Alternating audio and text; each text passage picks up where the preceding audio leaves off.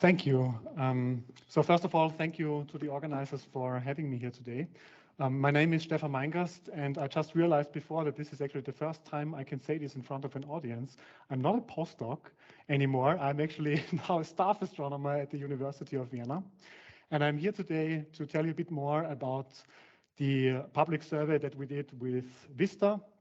It's called Visions, that we are currently ramping up the production in. And I'll continue along the lines of what Teresa said before and tell you a bit about the Orion Nebula cluster then later in the talk, or actually right at the beginning. So Visions in a nutshell.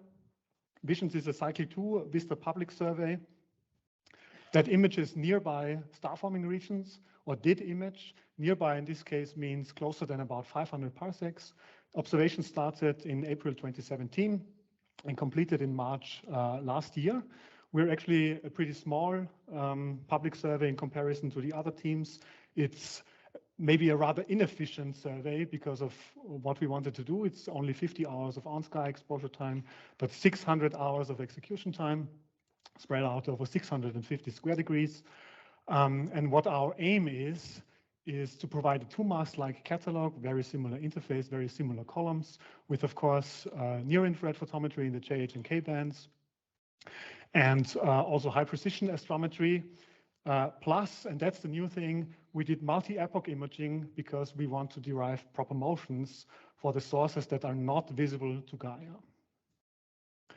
So why should you care? Why should you care about nearby star formation? Well, first of all, I have to clarify that we are actually in this very fortunate circumstance that the sun is located in a region that is quite rich in star formation sites. And if you believe latest results from the literature, then all these star forming sites, I mean, so these are all associated with the names of constellations. They're all forming on the surface of the local bubble. The local bubble is sort of believed to be a supernova shell that started forming a couple million years ago. And right now we have all these young star forming regions on top of the surface of the local bubble. And it is in these regions that are perhaps only 100, 150, maybe a couple of hundred parsecs away, where we can actually resolve individual stars. We can resolve individual filaments, study all their properties. We can directly observe feedback mechanisms. These are the only regions where you can do that because they are so close. I brought a few science highlights over the past few years to show you what science actually came out of star formation research in the solar neighborhood.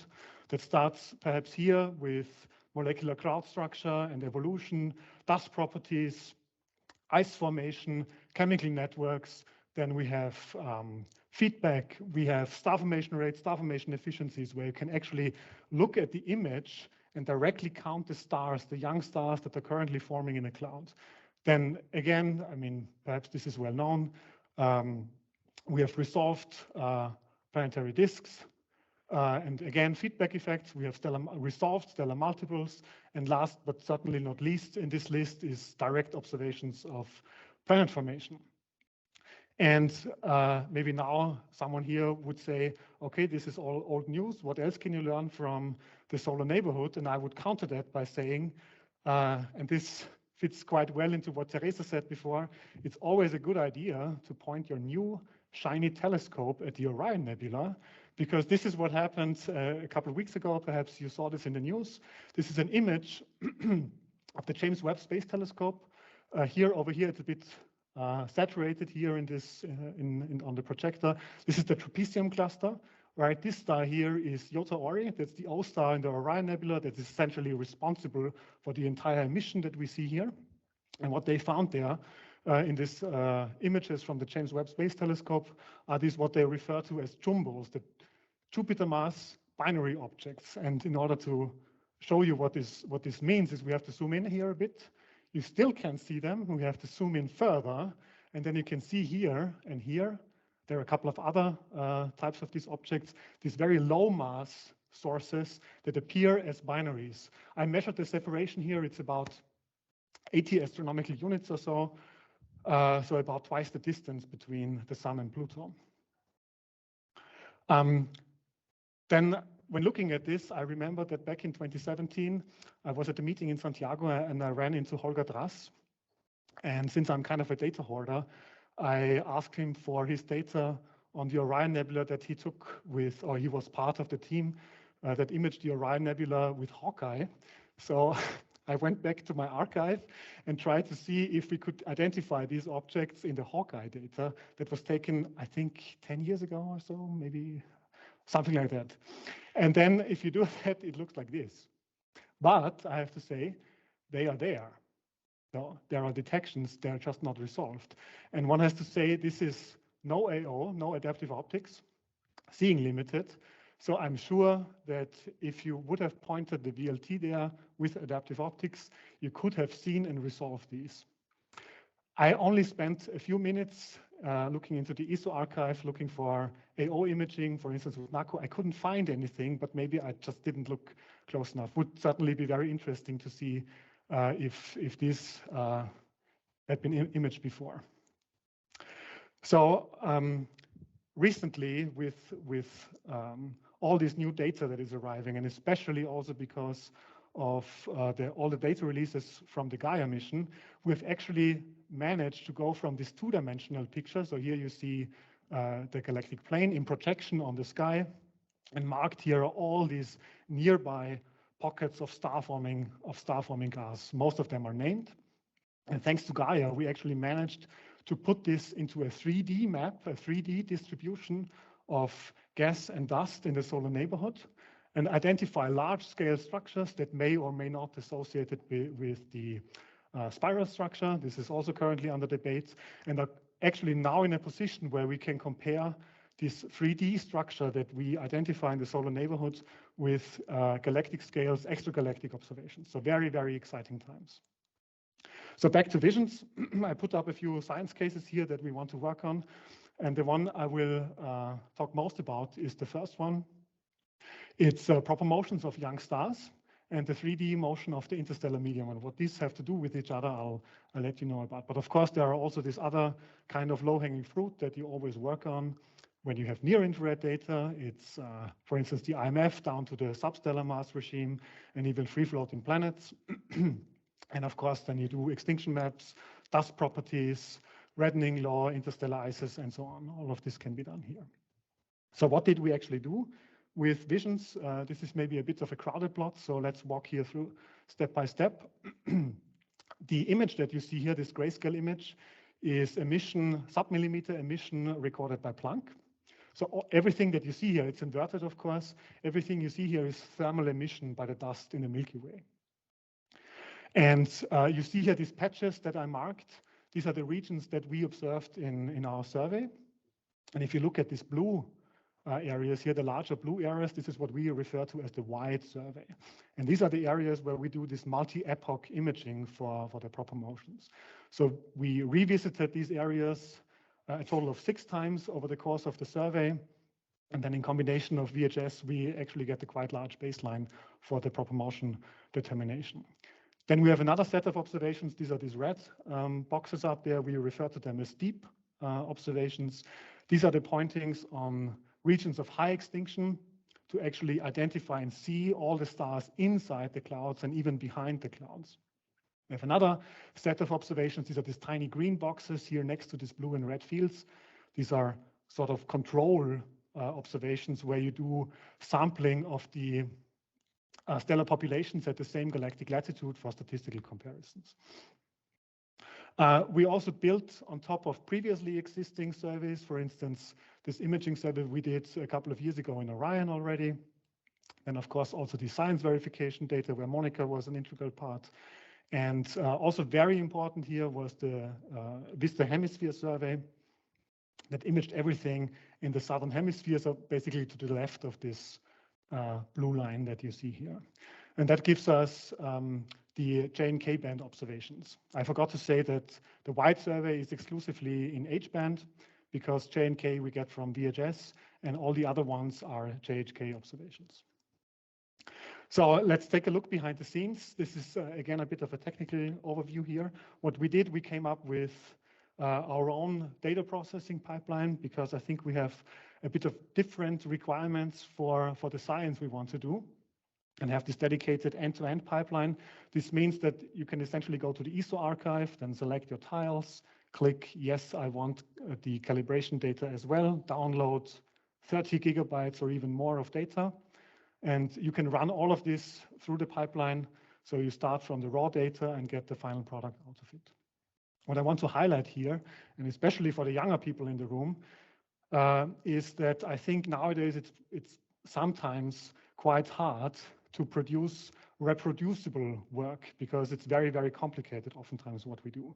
And here for this pipeline that we wrote, we put the app into a Docker image. So for those who don't know what Docker is this virtualization toolkit that lets you deploy software, services, apps in so-called containers. Now this sounds all very complicated, but it's actually really easy. What this does here, for instance, in the context of the pipeline, you can download this Docker image and run these 3 commands.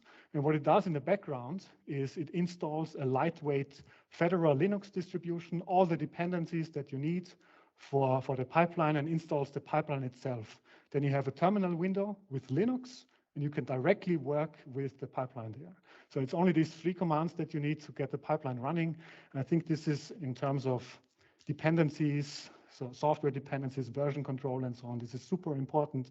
And I can recommend, especially for the people, the young people here who still have time and the will to learn new things, Docker is really, really very, very important. I think so for me, it saved me a lot of time already in the development. And I should also note here that when I started working on Docker, I had absolutely zero clue how this worked. And I managed to get this Docker image, the working Docker image, up and running within only a matter of maybe 2 or 3 hours with the help of ChatGPT. So if you have like a day to spare, then Docker is definitely the way to go. And this lets you deploy the pipeline in a matter of only a few minutes. So how do we actually do in the pipeline? This is a slide about the photometric performance. So what we actually do is this variable aperture matched photometry. Here I have listed a couple of typical sensitivity limits. This is of course very different for the individual survey categories and depending also on where exactly you look because of different seeing conditions. And to estimate now how well we performed, we have these 2 metrics. The first one you see here on the left is, if you recall what I said, we have this wide imaging where we have multiple epochs.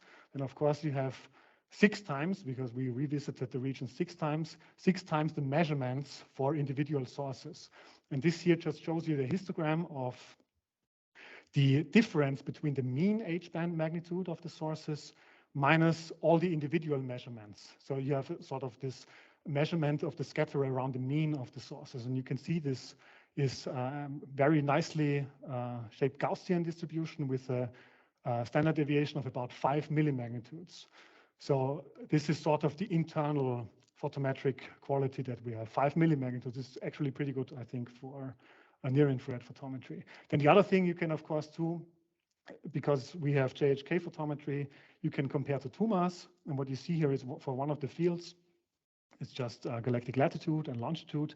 And the color in here is the difference compared to TUMAS. So negative and positive, and it's all white. So, which is fantastic because this means there is no systematic offset relative to TUMAS. Now to the astrometry, this is very special because we are interested in proper motions. The one thing that I have to stress here is that visions for all sources actually provides absolute astrometry. So for every source that you have an individual epoch, and this is the absolute position calibrated against Gaia. So this means that the epoch of the positions in the catalog is the epoch of the observations. There is a column in the catalog, or will be columns in the catalogs that tell you the epoch of the observation. And again, here to check the quality of how we did in our astrometric calibration, we compare to Gaia. And of course, Gaia, with this insane precision, they go down to, in position measurements, down to micro arc seconds. Compared to us, we can assume this is like a perfect measurement. So these panels here show you the difference in position that we measure on our frames to what Gaia has in their catalogs. And these data are actually VHS data, the J and K band, and this is the visions data. And you can see this is on the order of, here's a histogram, a cumulative histogram, on the order of 5 milliarc seconds or so. For the VHS data, it's a bit higher because the signal to noise in these tiles is lower. So 5 milliarc second absolute astrometry is, I think, also pretty remarkable for near-infrared data. Then a comparison to what you get from other pipelines here. This is also included in one of the papers we published recently. I have here 4 metrics that compare this. What I did here was I went to the ESO archive and selected a random VVV tile and ran this VVV tile through our pipeline and compared the results to what is available in the phase 3 archive that was processed through KAZU. And here you see a comparison in position measurements in galactic longitude. Again, for a tile, you have this galactic latitude and longitude, and the color tells you the difference to the Gaia position. Again, Gaia as a reference because it can be considered perfect. And for our pipeline, this is again white. There is absolutely 0 offset in galactic longitude. And here in the other pipeline, you can actually measure spatially varying offsets on the order of 20, 30, 15 milliarc seconds.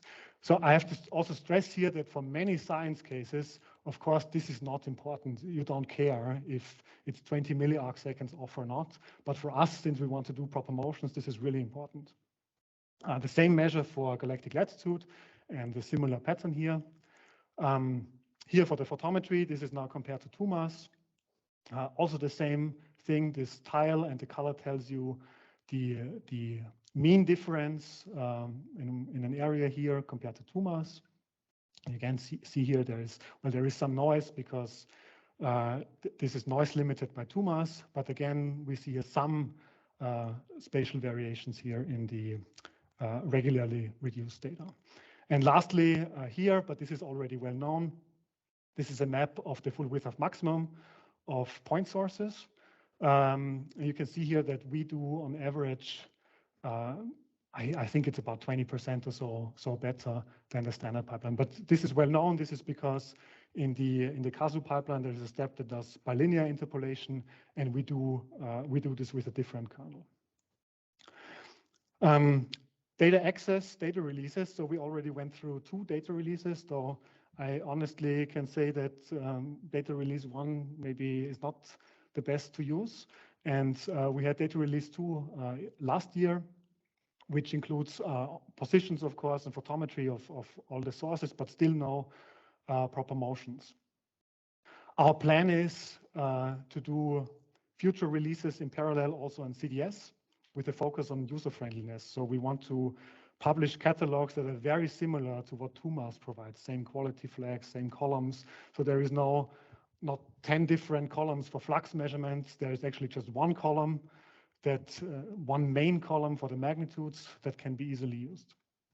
And of course, this is in the ESO archive, but as I mentioned, we plan to put all of this on CDS too. So let's look at a couple of images. This is a region in Ophiuchus, L1688. Some people in here may know. This is how it looks like in 2 mass. This is not the WorkCam data, and this is how it looks like for us.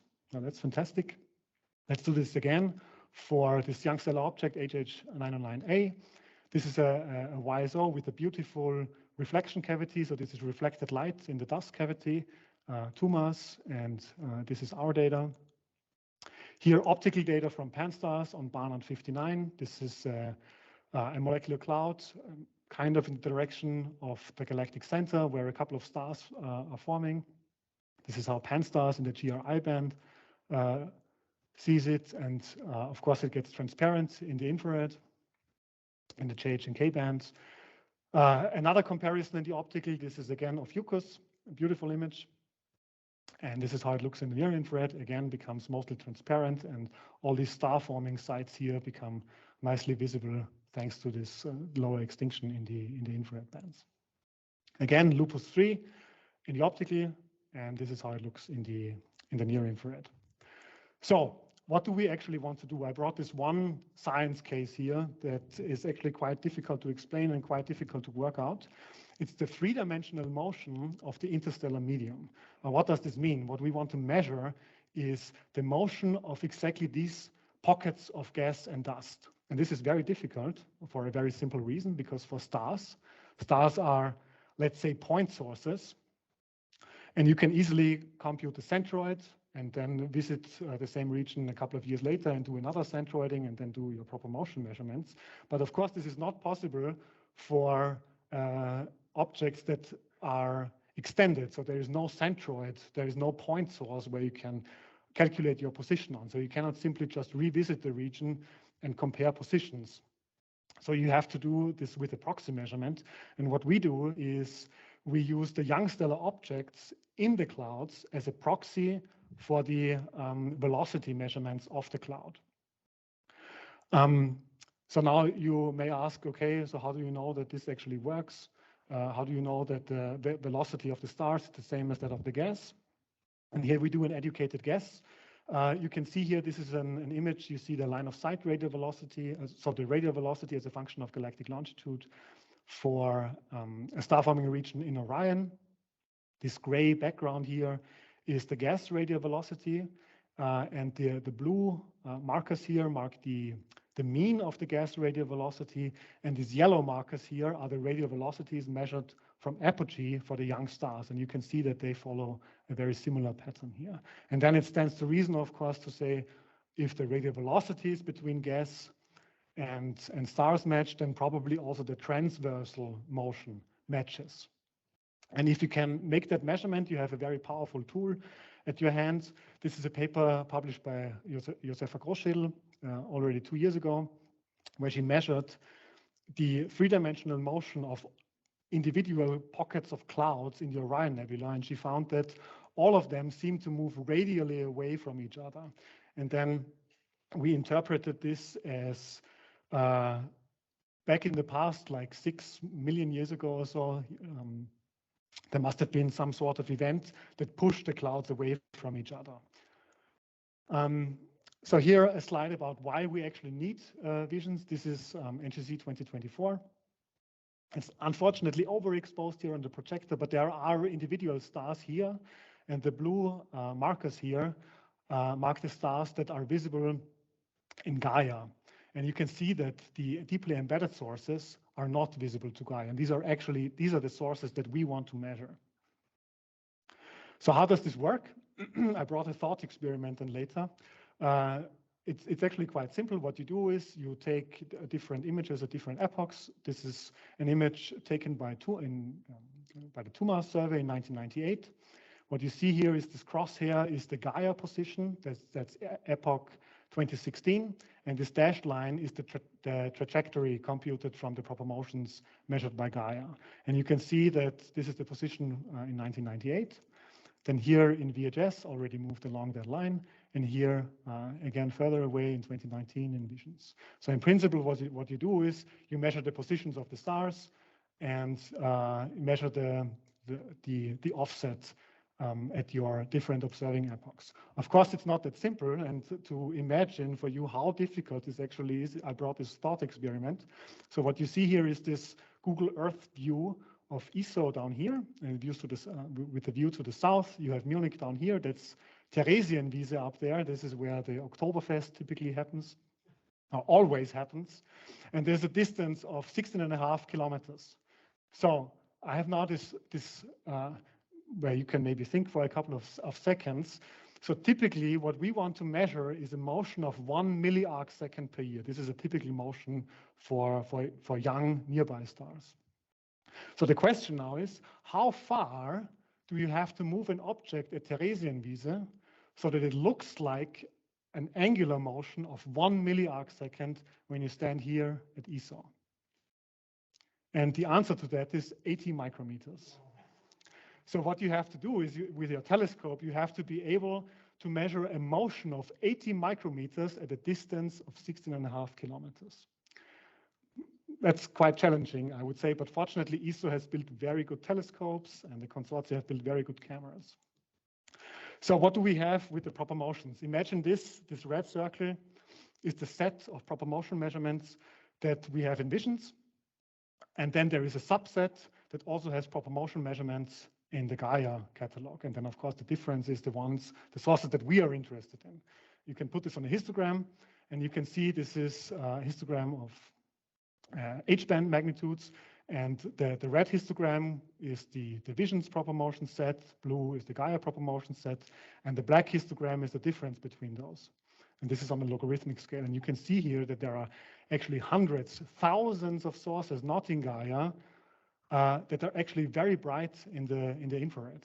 And there are hundreds of thousands of sources, not in Gaia, that are faint in the near infrared. This is how it looks like on a typical near infrared color diagram, where you have here the red line is a 100 megayear isochrone, and this star marks the I think it marks 0.1 solar masses. So you have substellar mass regime up here, and this is the main sequence down there with earlier type stars down here. And you can see there are many sources in this area of substellar regime, and of course, many sources scattered along the extinction vector. This arrow up here that you see up there marks an extinction of 1 magnitude in K-band. That's 10 visual magnitudes of extinction. So there's quite a lot to get out of the data. Of course, we have a problem with that because we are kind of dependent also on when the VHS observations happened. This is the 5 regions that we observed with visions, and the color tells you the time difference between our last measurement and the VHS measurement. And you can see this is very complicated. There are some regions where we have baselines of more than 10 years even, and there are some areas where we are not even reaching 3 years. These are the red areas here. Though I have to say over here, this is not true because here we also have science verification data from 2009. But for instance, there is the strip in Ophiuchus where we have only baselines of 3 years or less.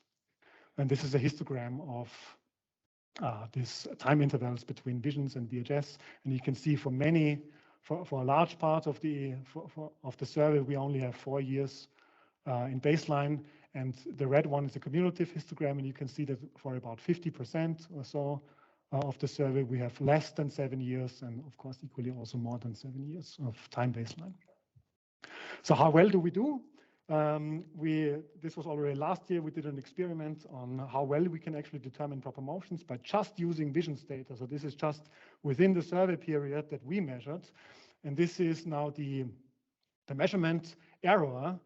That's actually, I have to stress this, this is the measurement error when comparing to Gaia proper motion. So this is not the error that you get out of your linear fit. This is actually the error when you compare to Gaia measurements. So it's a true representation here, again, that knows about all kinds of systematic errors. So this is the distribution of the errors as a function of H-band magnitude if you only use visions, and if you include VHS, we go to even below 1 milliarc seconds per year. If you compare this to other proper motion catalogs done with WorkCam, see we have a very similar performance. This is the VIREC catalog published in 2018. And this looks great, you can say, but I say, no, this is not good enough. I want better proper motions, especially for fainter sources, because you can see this goes up here, and these may or may not become unusable. So the problem there is, of course, as perhaps many of you know, that usually you do proper motion measurements on the single exposures. And of course, if you do your astrometric solution, stack the images, you have much better noise properties in your stacked image. But the problem is, whatever error you introduced in your astrometric solution will also be propagated to any proper motion measurements that you do later on. So we spent weeks, months, doing the most complicated things that never worked out in the end until I almost gave up.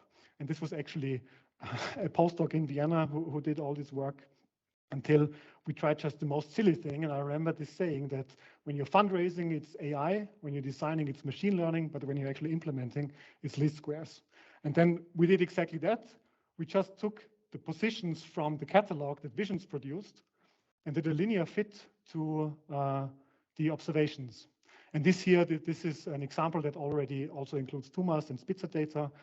And you can see this is a quite nice match with the Gaia proper motion. That's the black line.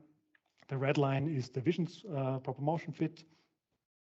And I also have to say here that typically Spitzer and Tumas make things much worse. Also a note on the performance. I think I'm getting to the end of also a note on the performance here.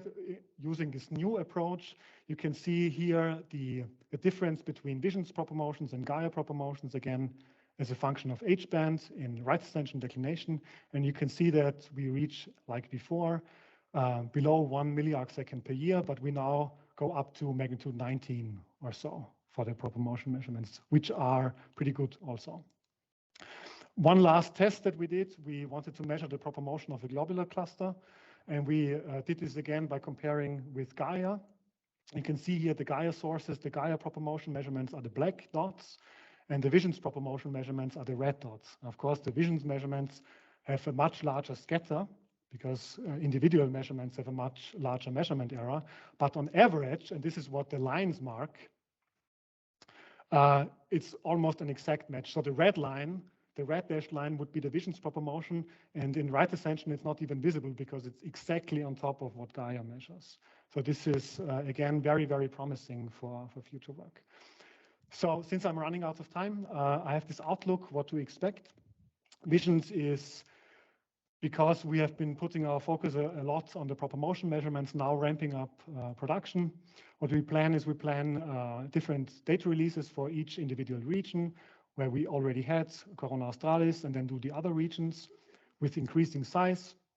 And we want to do this Tumas catalog, have dedicated release papers, including also the proper motion measurements then of all the sources. And then I would leave this summary slide with the key science cases and what we can do maybe for the question round. Thank you.